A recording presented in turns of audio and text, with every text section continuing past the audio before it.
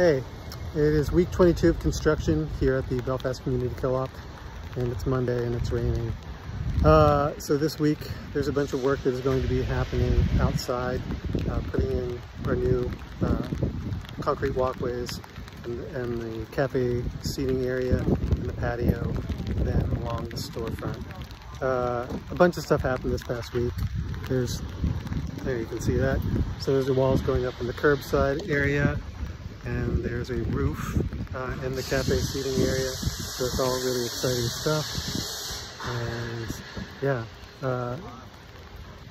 our accessibility parking has moved temporarily so that we can get some of that concrete work done in the front of the store.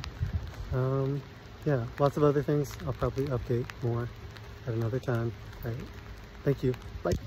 Right now the cement truck is here because we are prepping for the floor in our new cafe seating area. So by the end of the day that should be poured. Yeah, pretty cool.